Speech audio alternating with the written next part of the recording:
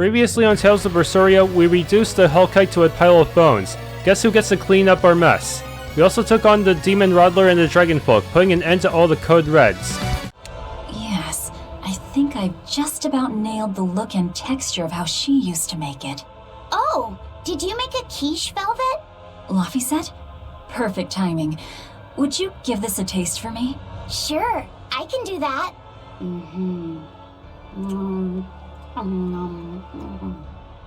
Wow, this is incredible! It's so soft and flaky. It's really delicious. That's good. I don't know if it tastes the way Celica used to make it, but I'm glad to hear that it turned out okay. Now I have to go see the dogs. You mean Orthie and Russ? Yeah. There's something I need to take care of. Like what? Orthie and Russ are in front of the stove at the end. They got cold the second they went outside. I wish they'd play with us, right, Rocky? Read! It's odd, I was so sensitive to the cold when I was a human. But since becoming a snake fairy, and I always feel unusually warm. It's not so. Hearing that makes me kind of warm too.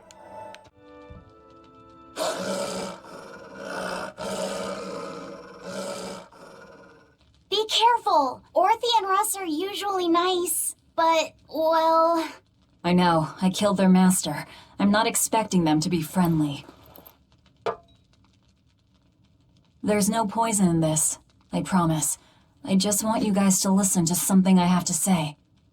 This quiche was known as my sister's culinary specialty. Everyone in my family always looked forward to it. You have to knead the dough in a special way, and use 2 types of cheese for it to turn out right. The trick to making sure that it's perfect is carefully balancing the eggs and cream, and making sure to remove any moisture from the fillings. Why are you telling them all this? I promised Niko that I would teach her the recipe one day. You two have to make sure to pass it on to her now, okay? I won't be going to where Niko is.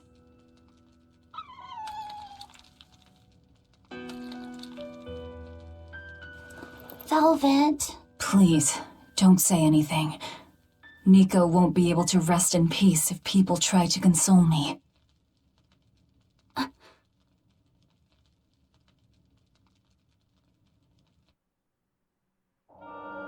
Great Gorger.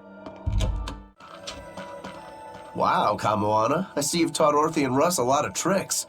That ain't easy by any stretch. Great job. Yeah, all my hard work is playing off. Paying off, you mean? I guess so, huh? What all have you taught them? What's normal? Shake and sit and fetch, right? When I tell them to shake, they shake each other's paws. When I tell them to sit, Orthie lies down and then Russ sits on top of him like he's a chair. Wow, with those skills, you could probably become the best trainer in all of Midgand. I can't take such a challenge lightly, you know. Bienfu would be nowhere without all the training I put him through. I won't have some newbie stealing my thunder. Well, I don't plan on losing to you either. I think I smell a challenge brewing. What else have you taught them, Kamoana? If you throw a bone, they'll both chomp down on it and eat it. Well, Bienfu can take bones and throw them in the garbage. I'm just cleaning up after you eat. I tell them to say sorry, and Orthie puts his paw on my lap and looks all sad, while Russ tries to comfort him. Bienfu has such strong resolve that he never apologizes, no matter how much I yell at him. Bien! Oh, and the boys can also howl along whenever I sing. Bienfu howls too, just every time I have to punish him. Bien! They can greet people normally too, not just with barking. Like, they can say, hello! Bienfu, tongue twister! Which would a which would which be which if a which would which could be which would? She sells sea spells on the seashore. The spells she sells are surely sea spells. So if she sells spells on the seashore, I'm sure she sells seashore spells. Keep going. The six sorceresses, bien! Ow! I bit my tongue. You almost made it! How could you mess up at the end? That's the easiest part of the whole thing! I I'm sorry, Miss Mugulu. I got careless at the end. Just please, don't leave me. Ow. We can have that discussion later. Anyway, Kamoana, what do you think? That's pretty quality training, wouldn't you say? I think you need to work on loving and trusting each other. That's what training's about. Orthie, Russ, Rocky, let's make a show together. We can call it Kamoana's Cavalcade. It'll be hard work, but anything's possible if we act as a team. Squee. Wow, Eizen. Your palmiers are every bit as delicious as the ones you can buy from a baker. It takes a lot of time and work to get that good. They say it takes 3 years to master caramel custard, but 8 for Palmier. I never figured you for someone who would be so passionate about baked sweets. What? So just because I'm a pirate, I can't bake? No, I didn't mean it like that. It's just that these are so good, and you made them with such perfect attention to detail. My sister likes palmiers. And she... Sounds like there's a story, if you don't mind us asking. You're right, there is. Back when she and I were living together, we went out to a human town where we discovered palmiers for the first time. My sister had never tasted sweets made by humans before, and she fell in love with palmiers at the first bite. After that, whenever I went into town, I made sure to pick some up for her. You picked them up for her? You mean you two didn't keep going there together? Being among humans puts Malakim in contact with malevolence. With my sister being prone to illness and injury, I wouldn't take her along to such places. When she'd be acting up or not sleeping or something, I'd promise to get her palmiers, and she'd calm right down. That sounds like how me and my brother used to be. After a while, I just figured that if she likes them that much, I might as well learn how to make them myself. Plus, that way you wouldn't expose yourself to as much malevolence. After I made them enough times, I got the hang of it. They started turning out really well. But one time when I was baking them, the oven suddenly spewed fire out and badly burned my sister. It was all my fault, and stupid, clueless me didn't even know why at the time. Crazy thing is, after I did what I could for her burns and put her to bed, she told me she wanted to eat the palmiers I'd made. They were burned to a crisp, but she ate those pastries like nothing was wrong. Then she smiled and told me to keep on making them. That's just like a younger sibling. He just wanted to do something for his sister, only to be confronted by how bad his curse is. That'd be really hard to deal with. She must realize by now what's going on with Eizen, right? Maybe she thought that he'd leave if she ever let on that she knew. And he left because he thought he could spare her from learning the truth.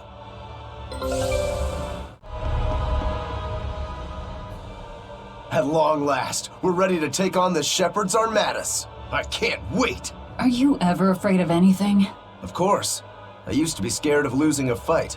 I think that's why I could never win against Shigure. Does anything scare you now? Now all I fear is running away from a fight I might not win. And I was able to make that change traveling with you. Really? I don't remember doing anything special. It's something I came to realize over time. But still, thanks, Velvet. I don't really know what you're talking about. And I don't need your thanks. If anything, you should be cursing me. If we lose this final battle and we all die, you'll get no apology from me.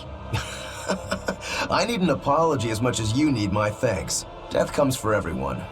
What's important is that I choose how I live in the meantime. That's how I am. Yeah, that's how you've always been. Damn right.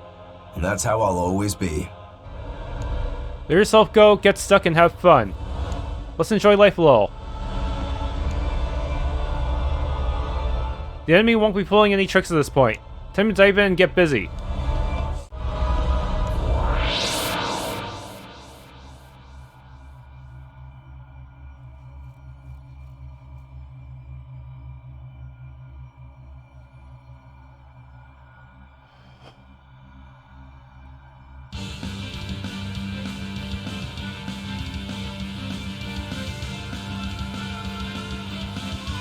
No exorcists here, it looks like. But a whole lot of Malakim. These Malakim are the sublords who have pacts directly with Innominat. Be careful. He's likely given them a share of his power. In other words, trouble. Not at all. We'll just whip out our knives and carve a path. Our path now leads to the Empyrean Innominat and Artorius. What a strange feeling. Yeah, it's not every day you make an enemy of the entire world and head out to cut down a god. That is certainly true. But what surprises me more is the passion that fills me. Yeah, you're leaps and bounds more stubborn and willful than any of us. I'll take that as a compliment. If you weren't, I don't think you'd have been able to make a pact with Laphicet. It's because of you, Eleanor, that I've been able to take this voyage around the world. You have my thanks. I also wish to offer my thanks. And look at you, kiddo. Despite the unfortunate company you've chosen to keep, you've managed to grow into a fine young man. Good on you. It's true, isn't it? It kind of makes me want to give myself a pat on the back. You said it, kid. Velvet gave me a name, and Eleanor became my vessel. Eizen and Rokurou taught me how to live, and Magilu provided lots of surprises and laughs. All of that made me who I am now, and I'm glad for it. What about me? Didn't I do something for you? Grimm taught me the ancient tongue, and Bienfu didn't do much. Yeah, you're mean! I'm kidding. Bienfu taught me to never be discouraged, I think. Oh, Laphicet, you're so kind! Well, well.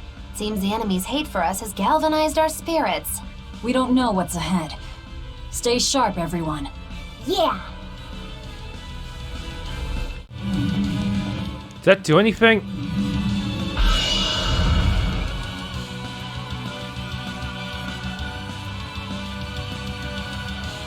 That activates a teleporter, I guess.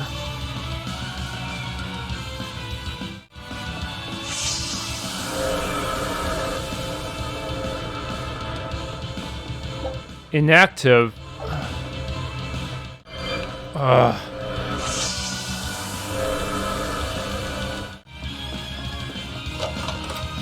Soul bottle.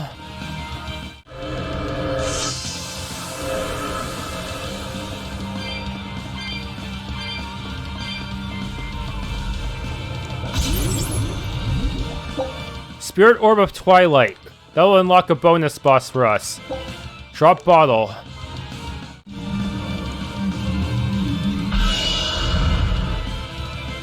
That unlocks something, but I'm not sure what.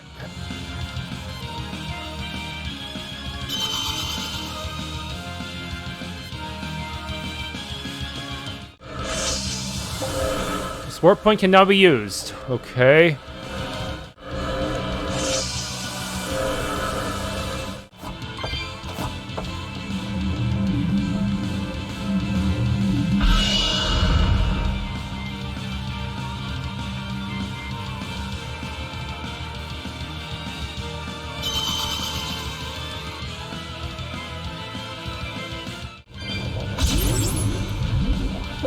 Spirit Orb of Dawn.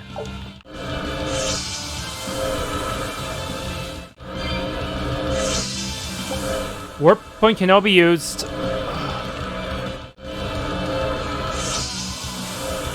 Ugh. Looks even worse here.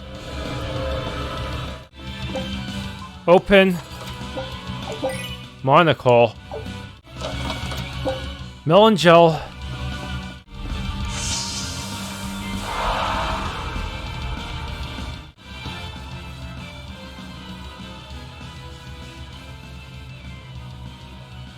But boy, such an odd thing to hang in the sky. Wasn't Innominat's vessel supposed to be the Earth? Well, stereotypically at least, gods tend to have a penchant for high places. Gods and other things. And other things? You mean birds? I'm talking about people like you. Birds. Birds fly because they must. Laphicet said that a long time ago. That must be the answer Artorius was looking for. And yet, is it my answer? Oh.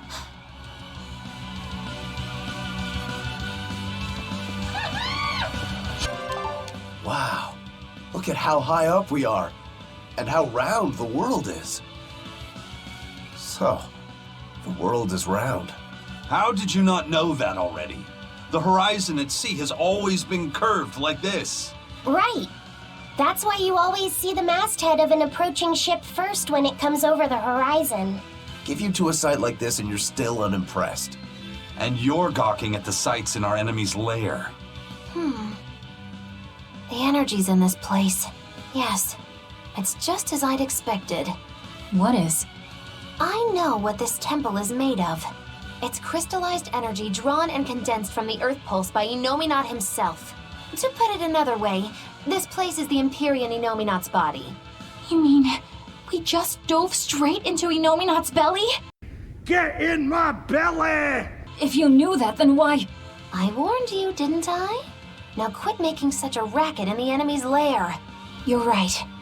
Actually, it's not that different from the Earth Pulse when you think about it. Besides, if we want to defeat Innominat, then coming in here is our only option, no matter how tremendous his power. If we can destroy his heart, he can be killed. Yep, but in this case, the heart is Innominat's true body and Shepherd Artorius himself. We might be the ones who get destroyed. This is not news, Magilu. It's too late to get scared now.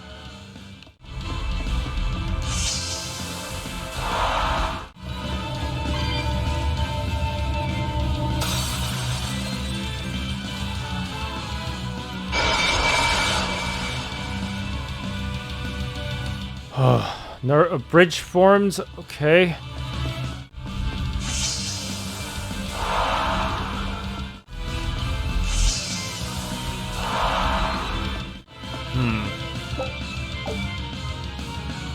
That activates the warp, I guess. I can actually... yeah, they recommend doing it at the end of the dungeon, but I guess I could do it now if I wanted to. Okay. That looks like an armor type, unfortunately. I don't think we have a chance. As you may have noticed, this is a reskin of the Pandora pot, only this time it's a Molokeme. A really big Molokeme, for some reason. And it's just as defensive. And its spells still hurt even when I guard. Yeah, I was trying out someone's recommended art list from this Steam guide, but I don't know if I can really get used to it that easily. They have their neutral on the L button inputs, which means I have to, if I want to use my neutral combo, I have to have the dexterity to hold down the button. I may want to practice this off screen at one of those slash beat minigames.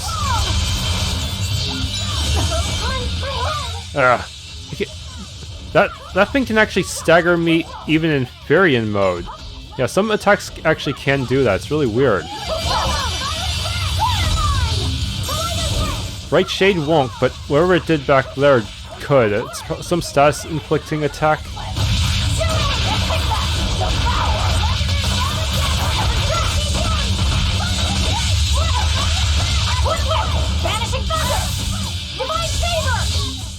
Do they use Soul Burst when they're at full souls? Probably not, but they'll probably just use their own Soul Break instead.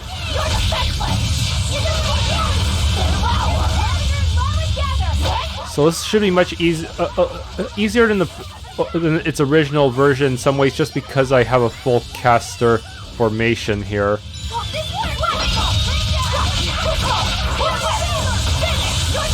Yeah, so far Laphicet and Eleanor haven't taken that much damage compared to Velvet.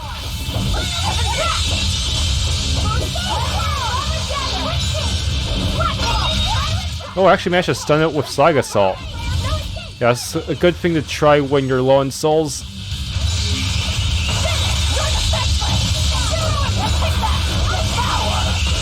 Nope, now I'm low on souls and low on hit points. This could get bad, but the enemy's already more than halfway down, so it hopefully it'll work out.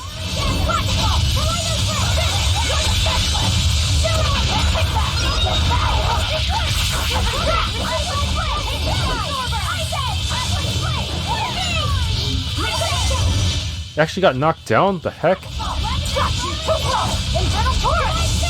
Yeah, one thing I do not like about Berseria and Zestiria is that knockdown is not as consistent in this game compared to other games. In other games, the enemy would have to do a tech out maneuver in order to avoid being knocked down. But here, they can actually resist knockdown whenever they feel like it, based on RNG. I got kicked in the face, and it's launching a face cannon, but fortunately, my finisher actually put me behind it, allowing me to evade the cannon anyways. Since it's an armor type, it's pretty hard to actually pull off a chain combo just because knocking it down will reset the combo. Really wish Velvet had better armored options. I have a feeling this won't be the only armored type boss in here anyways. Well, fortunately it's low enough that even one Mystic Art is enough to kill it. Here's your justice! Fighting order! Now, with a single breath, they appear! Here they come! There's no stopping them now! Good catch! Here it comes! Resound! Arise! Become the blade of destruction! Lost by... Killing flash! Behold the arts of my ancestors! Tiger style! Aaron! Ready to die? Whatever comes next. This is just the first step. To kill you! Howling Dragon! Fly away, little birdie. Far away. Huh. Arts learned Soul Distortion Indignation. Okay, now that he has his next... now this should give him a few more options.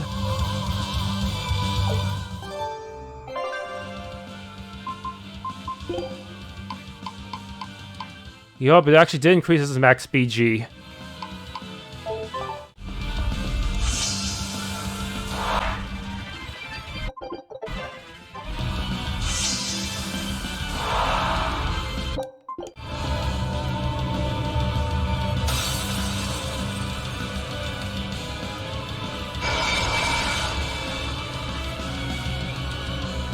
Now we have a bridge. Finally, the Geo Tree.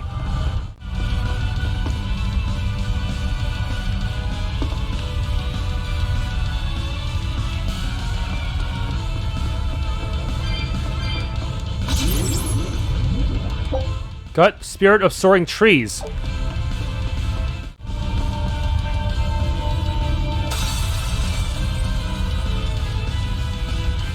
A new path has opened.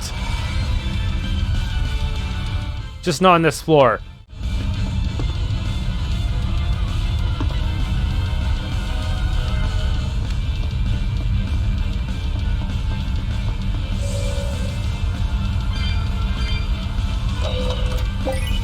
Bottomless enough bottle. Finally, that'll make it much easier to farm certain things. This dungeon took a lot longer than it looks in the footage, and I had a really busy day, so I'm just gonna end things now. I'll try to do more next time. Yeah, I already beat a boss today, so that should be good enough, right? Thanks for tuning in to this Let's Play of Tales of Berseria. If you enjoyed, please leave a like, subscribe, and or hit the bell icon.